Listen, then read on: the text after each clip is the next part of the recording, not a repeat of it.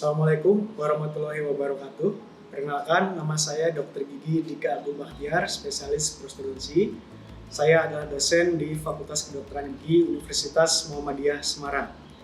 Saya mengajar di Prodi Kedokteran Gigi pada mata kuliah di bidang prostodonsia atau gigi tiruan. Nah, pelaksanaan pengajaran di sini ada kontrak perkuliahan dengan RPS-nya di blok dari Dental Science 7.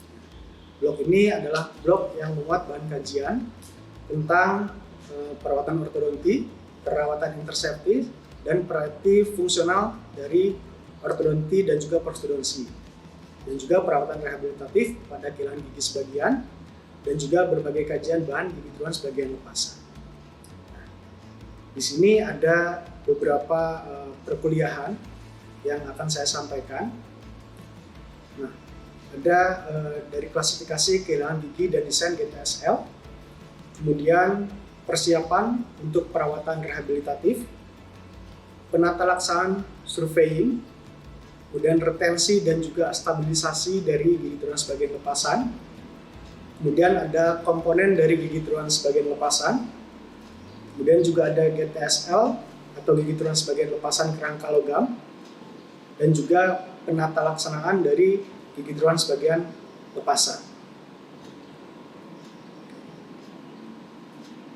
Nah, untuk gigi tiruan sebagian lepasan sendiri, ini ada beberapa perkuliahan. Di sini ada perkuliahan tatap muka ya, sebanyak beberapa kali dengan waktu masing-masing adalah 100 menit untuk perkuliahan. Kemudian juga ada tutorial. Kalau untuk tutorial biasanya dari jam 8 sampai dengan jam setengah 10. Jadi waktunya lebih lama kalau untuk di tutorial. Kemudian juga ada skills lab, di mana skills lab ini untuk pendalaman materi, bagaimana cara kita membuat dari gigi tiruan. Kemudian juga ada UTB dan juga UAB atau ujian akhir dari blok ini. Ujian akhir blok ini akan dilaksanakan setelah perkuliahan berakhir. Oke, untuk ujian itu asesmennya yang pertama ada tugas terstruktur, ya. Kemudian ada observasi yang kita lihat nilainya dari tutorial, skills lab dan juga praktikum. Kemudian juga ada esai, nilai esainya itu dari pretest dan post test. Kemudian juga ada MCQ ya, atau untuk ujian akhir bloknya itu juga bisa menggunakan dari post test dan juga pre-test. Kemudian juga ada mini quiz dan juga ada CBT. Nah, yang terakhir ada OSCE, di mana OSCE ini nanti mahasiswa akan berhadapan satu dosen dengan satu mahasiswa ya, dengan satu pasien standar, di mana nantinya mahasiswa harus melakukan evaluasi ya, mulai dari awal masuk sampai mendapatkan rencana perawatan dari pasien tersebut. Oke, berikut penjelasan dari blok DS7. Berikutnya kita akan menyaksikan video pembelajaran yang saya buat. Terima kasih. Assalamualaikum warahmatullahi wabarakatuh. Assalamualaikum warahmatullahi wabarakatuh. Gimana? Sehat semua? Oke, jadi siang hari ini saya akan memberikan sedikit perkuliahan tentang komponen dari GTSL ya. Oke, sebelum kita memulai perkuliahan pada siang hari ini, alangkah baiknya kita berdoa dulu. Berdoa dipersilakan.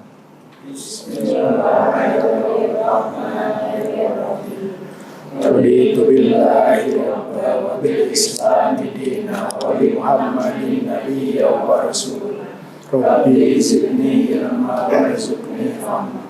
Allahumma anfa'ni bima 'allamtani wa 'allimni ma yanfa'uni wa zidni ilma. Rabbi shrah li sadri wa yassir li amri wa hlul 'uqdatam min lisani yafqahu qawli. Rabbi hab li hukman wa 'allimni bis-shalihin. Oke, jadi pada siang hari ini kita akan membahas mengenai komponen dari gigi tiruan sebagian lepasan. Ya. di mana komponen gigi tiruan sebagian lepasan ini sudah kita bahas sedikit kemarin di tutorial ya.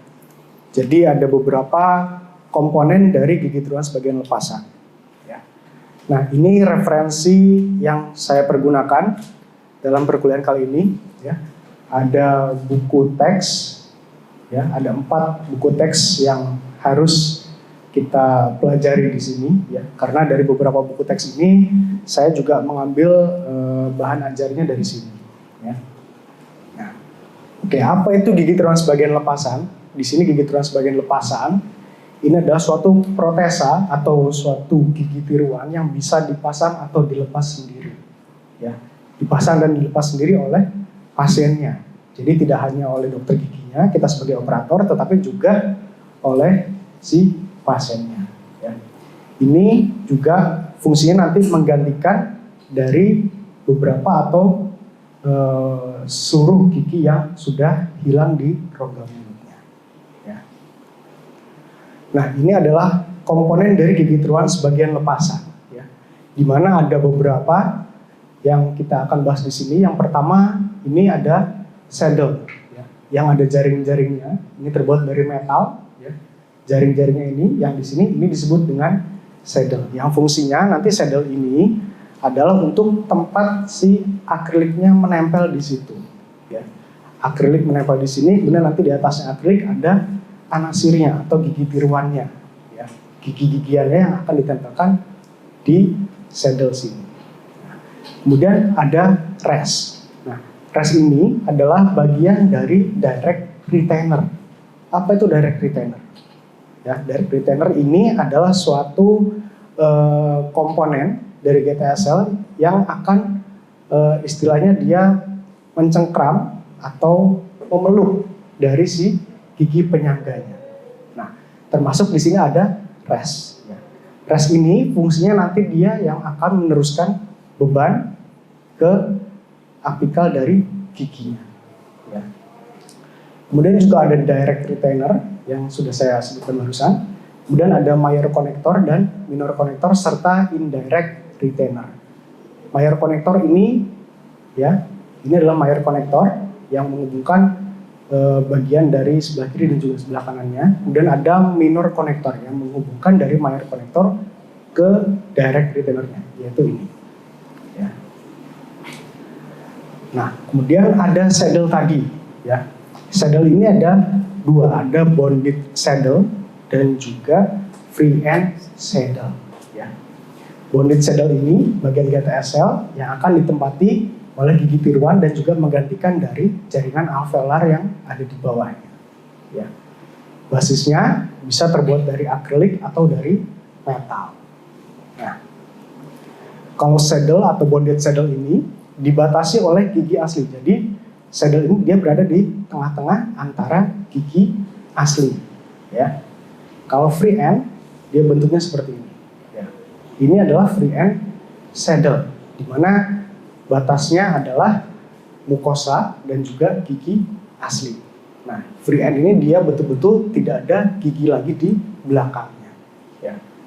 Fungsinya saddle tadi adalah untuk menyediakan area di mana anasir gigi itu akan ditempatkan ya. Nah, kemudian tadi ada rest ya, bagian dari GTSL yang ada di oklusal. Nah, bentuknya kalau misalkan dia metal frame, dia seperti segitiga tapi dia membulat, tidak runcing segitiganya. Ya. Tapi kalau menggunakan clamor kawat, dia bentuknya lurus saja. Jadi mengikuti bentukan dari kawatnya. Tapi harus tetap dilakukan preparasi pada oklusal gigi. Nah, apa saja syarat rest ya yang harus kalian ketahui ya. Yang pertama, dia mempunyai ketebalan yang cukup ya. Kalau logam berarti logamnya cukup tebal, jangan terlalu tipis. Karena kalau terlalu tipis nanti ada kemungkinan bisa terjadi fraktur atau patah ya. Kemudian dia cukup lebar pada regio marginal. Ini untuk yang metal frame. Tapi kalau yang kawat dia menyesuaikan dengan diameter kawatnya. Kalau misalkan 0,8 ya berarti harus 0,8 untuk preparasinya di oklusalnya ya. Kemudian mempunyai panjangnya melebihi setengah dari permukaan mesiodistal. Jadi harus cukup panjang preparasinya pada giginya, karena kalau terlalu sedikit maka nanti juga tidak bisa berfungsi sebagai res. Kemudian juga harus diasah di bagian proksimalnya. Ya, ini kalau perlu, misalkan tempatnya sempit, ya, jarak antar giginya sempit sehingga nanti penempatan klamernya akan menyulitkan, maka kita bisa mengasah di bagian proksimalnya. Macamnya apa saja? Yang pertama ada incisal res, ya. Kemudian ada cingulum res, ada lingual res, dan juga occlusal res. Ya. Oke, sampai sini ada yang ingin bertanya atau ada yang belum jelas? Iya, silakan. Bapak, saya izin bertanya. Jadi untuk res ini perlu dipreparasikan, Dok? Ya. Nah, untuk preparasinya itu berapa mili? Berapa mili untuk preparasi? Nah, untuk preparasi res sendiri itu kita menggunakan klamer yang diameter berapa dulu? Ya. Kalau misalkan kita pakainya klamer 3 jari, ya, pada gigi molar, biasanya kita menggunakan klamernya yang ukurannya 0,8 diameternya. Nah, berarti nanti untuk preparasinya sendiri mungkin setebal 0,8. Tapi kan kita sulit untuk mengira-ngira itu 0,8 atau belum, ya. Jadi biasanya bur silindris itu kan cukup kecil, ya. Itu kira-kira diameternya adalah 1 mili. Jadi pada saat kalian mau preparasi itu paling tidak bur silindris itu bisa masuk dengan sudah ke dalam preparasinya sedalam 1 mm. Jadi cukup tidak terlalu besar juga tidak terlalu kecil. Dari 0,8 ke 1 mm jaraknya tidak terlalu besar. Jadi cukup untuk si resnya tadi. Gitu. Ya. Terima kasih, Dokter. Ya. Oke, selanjutnya lagi untuk fungsi resnya, ya. Yang pertama menyalurkan beban vertikal, ya. Beban vertikal ini disalurkan ke giginya, artinya bebannya ini langsung ditujukan ke akar giginya, ya. Jadi beban diterima pada saat pengunyahan, pada saat mengunyah bebannya langsung diterima oleh resnya dan diteruskan ke giginya, ya.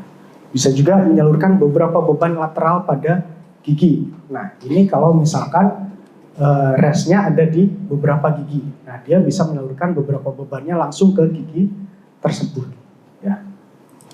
Kemudian juga memperbaiki oklusi, ya, mencegah food impaction dan juga sebagai indirect retainer. Nah, indirect retainer ini bisa berupa res atau perluasan plat akrilik sampai ke daerah cingulum di anterior. Ya. Nah, kemudian ada direct retainer. Apa itu direct retainer? Direct retainer ini biasanya langsung kita berikan pada gigi penyangganya, ya. Dimana di sini bisa berupa klamer, ya. Klamer ini juga bisa bermacam-macam, tergantung dari kehilangan giginya. Misalkan kehilangan giginya di posterior, yang tinggal menyisakan di gigi anterior saja. Nah, untuk klamer yang di anterior biasanya kita menggunakan Jackson atau half Jackson. Sedangkan untuk yang di posterior bisa bermacam-macam. Ada klamer 3 jari, ada klamer 2 jari, dan ada 2 jari modifikasi atau disebutannya modifikasi dengan resnya di mesial. 2 jari dengan res di mesial. Ya. Nah, kemudian juga ada extracoronal retainer. Nah, extracoronal retainer ini yang kita pakai, ya. Rod wire clamps atau klamer kawat. Nah, ini yang kita gunakan, ya.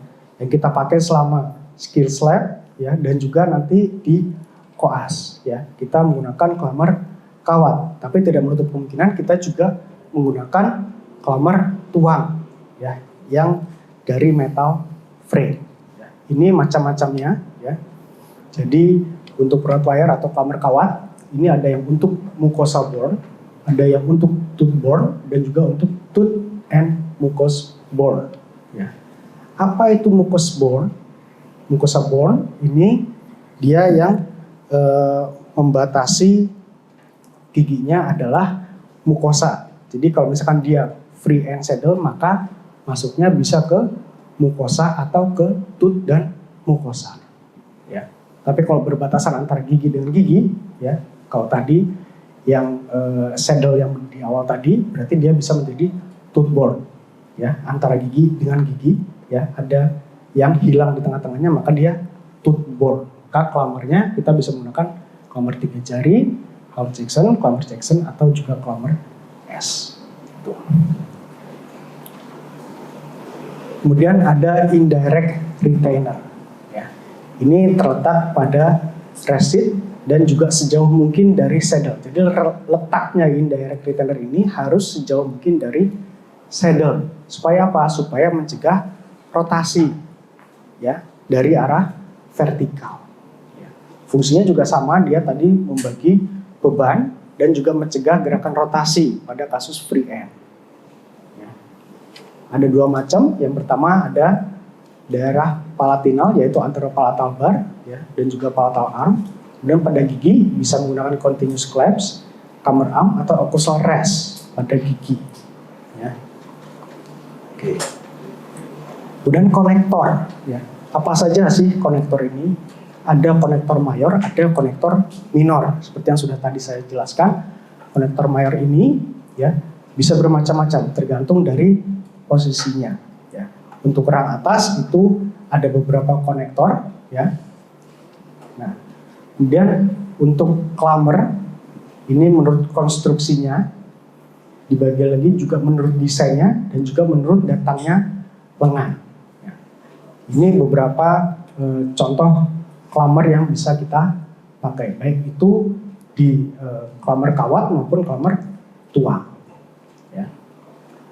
Oke, sampai sini saya akan ada sedikit semacam tes, ya. Jadi kita mengisi semacam kuis sedikit, ya. Oke, sudah? Kita mulai ya. Oke, 16. Ada lagi yang belum bisa masuk? Oke, kita mulai ya. Kita coba.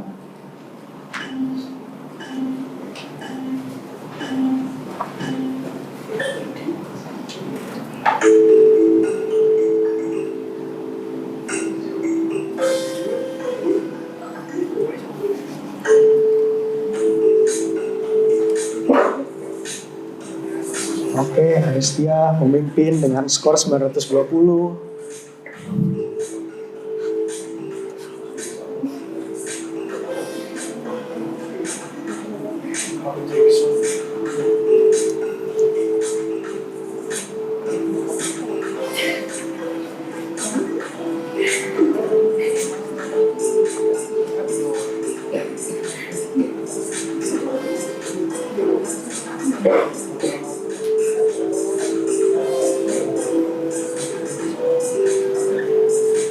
Oke, sudah semua ya. Wah, ini Mona sama Gal kayaknya sama ya.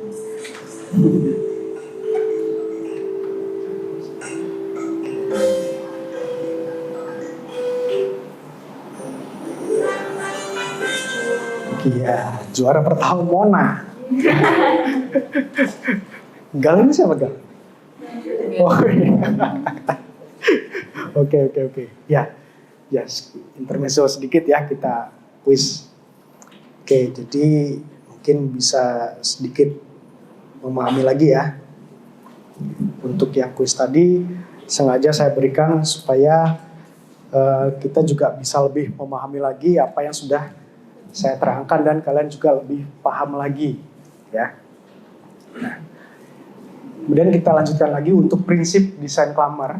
Ya, yang pertama dia harus mempunyai retensi. Ya, retensi itu apa? Kemampuan gigi tiruan, ya, untuk melawan gaya-gaya pemindah yang cenderung memindahkan protesanya ke arah oklusal. Jadi si GTSL ini pada saat digunakan dia tidak boleh bergerak atau terlepas. Ya, terlepasnya ke arah mana? Ke arah oklusal. Ya, kenapa? Karena kalau dia terlepas berarti dia menjadi kurang retentif, ya. Akhirnya dia tidak bisa digunakan atau tidak bisa difungsikan. Nanti kalau misalkan dibuat untuk makan terlepas, dia menjadi tidak bisa makan karena si GTSL-nya kurang retentif atau kurang rapat di giginya. Ya. Kemudian ada bracing. Nah, bracing ini adalah untuk stabilisasinya. Ya.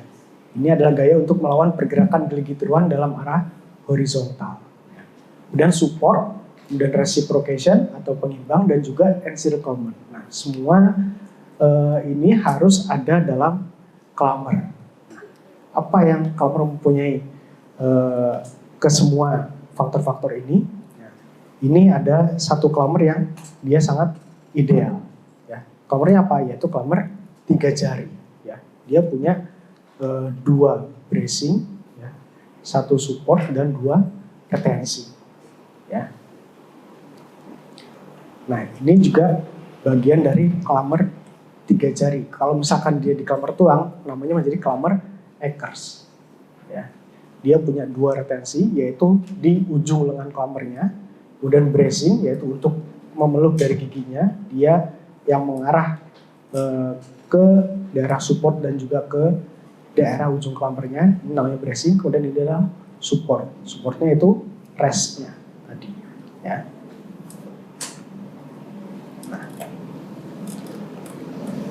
Nah, tadi support atau rest ini adalah bagian yang bersandar pada permukaan oklusal atau insisal yang fungsinya tadi adalah untuk menyalurkan beban kunyah. Dan climber kawat. Climber kawat tadi juga sudah kita singgung sedikit, ya, macam-macamnya. Ya. Kemudian ini adalah syaratnya. Syaratnya climber kawat, ya, dia harus berkontak dengan permukaan dari gigi penyangga. Ya. Kemudian lengan climbernya harus melewati garis survei. Nah, garis survei ini didapat menggunakan alat dari surveyor. Ya. Jadi pada saat kita akan mendesain gigi tiruan sebagai lepasan, maka kita harus menentukan dulu nanti lengan retentifnya akan ditaruh di mana. Ya. Bagian undercut, ya, yang harus kita temukan pada gigi penyangga itu menggunakan surveyor. Ya. Untuk apa bagian undercut ini? Supaya nantinya ujung lengan climber itu berada di daerah undercut yang nantinya akan menahan GTSA-nya menjadi tidak terlepas, dia bisa retentif. Ya. Kemudian badan climbernya sirkumferensial, ya, berarti dia harus mengelilingi dari giginya. Ya. Sandaran dan badannya tidak boleh mengganggu oklusi. Nah, restnya tadi kenapa harus dipreparasi? Supaya climbernya bisa masuk ke daerah preparasinya. Ya. Supaya nanti pas dioklusikan, ya, gigi beroklusi dia tidak terjadi kontak prematur. Ya. Kemudian ujung lengan climbernya harus dibulatkan, jadi tidak boleh tajam. Nanti kalau tajam akan melukai dari mukosa pasiennya. Ya.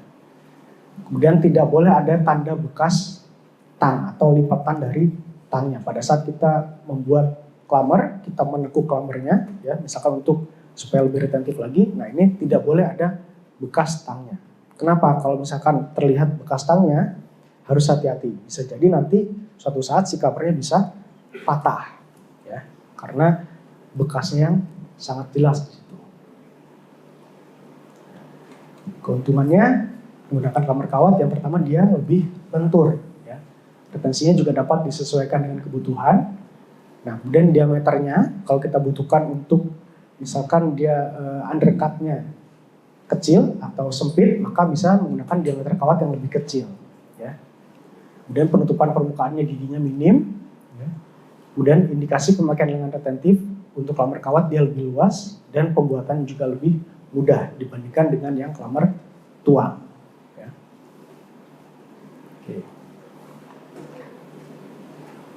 Oke, ini macam-macam climbernya. Ada climber 2 jari, ada climber 3 jari. Kalau 3 jari bentuknya seperti ini, ya. Jadi ada 2 lengan yang memeluk di bagian buccal dan juga lingual atau di palatal. Ya. Kemudian ada restnya di sini. Ini climber 3 jari. Sedangkan kalau 2 jari dia tidak ada restnya. Ya. Nah, kemudian Jackson. Kalau Jackson dia full mengelilingi dari giginya di bagian buccal. Kalau half Jackson dia hanya 3/4, ya, bukan setengah. Meskipun namanya half Jackson. Ya. Jadi dia 3/4, ya, mengelilingi dari giginya. Tapi kalau Jackson dia full sampai ke melewati daerah interdentalnya lagi. Ya. Kemudian ada klammer S, ada klammer panah, ya. Seperti ini, klammer S bentuknya hampir seperti huruf S. Nah, kalau klammer panah seperti ini. Jadi dia berada di daerah interdental, ujung anak panahnya ini. Dia masuk ke daerah interdental, ya. Nah, ini untuk klammer mikok. Nah, ini biasanya kalau di orto dia akan mendorong dari si gigi, ya. Tapi kalau di prosto mungkin hanya untuk sebagai penahan saja supaya tidak terlepas, ya. Kemudian ada klammer bola atau ball dan juga klammer C. Tapi C-nya mungkin terbalik di sini, ya. Klammer C-nya. Oke. Sampai sini mungkin ada yang belum jelas atau ingin ditanyakan lagi sebelum kita mengakhiri pertemuan pada siang hari ini. Sudah cukup? Oke, sebelum kita mengakhiri, mari kita berdoa dulu. Berdoa dipersilakan.